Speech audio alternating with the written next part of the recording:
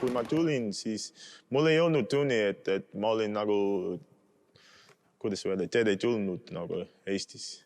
Aga nüüd on täiesti teistmoodi.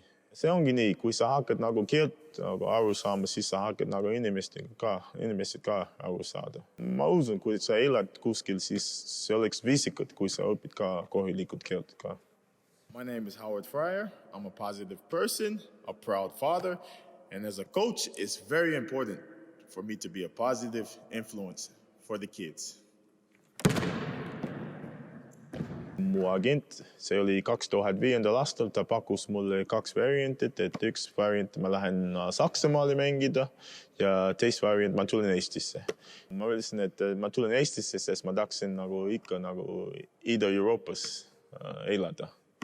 Sest ma veetsin natukene aega Ungaris ja Slovakkias ja siis ma ütlesin, et äkki Eesti on samamoodi. Käisin ülikoolis Colorados ja see on nagu sarnane. Et seal on ka külm, seal on ka lumemaas, aga nii pime ei ole. See on kõige raskem minu jaoks. Et mitte, et on külm, sellega ma saan hakkama. Aga see on raske, et mul on alati tunne, et mul oleks paike vaja. Inimesed on natukene tagasihoidlik, aga nüüd on juba paremaks läinud. Ma olen siin juba üle 10 aastat ja Eestis on nii palju muutunud ka. Vaata, mul on 10-aastane tütar ka. Ja mulle meeldib, et see on kõige oluline minu jaoks, et tal on kõik nagu hästi siin, et tal on mugav. Ja tahaks ka nagu hea eeskuju minu tütrele. Ja mitte ainult minu tütrele, aga ma tean, et hästi palju lapsed siin.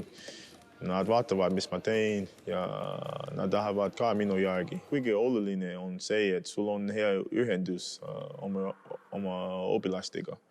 No eriti tänapäeval, et tänapäeval lapsed on natukene teistmoodi. Me ütleme inglise keeles, et you have to wear a lot of hats. One day you have to be the coach, one day you have to be the motivator, one day you have to be, maybe even a therapist one day. Sa pead ka nagu hea inimene olla. Mõnikord elu ongi nagu raske, mõnikord me eksime, mõnikord me ei saa läbi või kõik ei lähe nii hästi. Aga elu läheb edasi, sa pead ka samamoodi edasi, et sa töötad, siis lõpuks kõik läheb hästi. Biggest lesson I have learned, that you just have to keep pushing.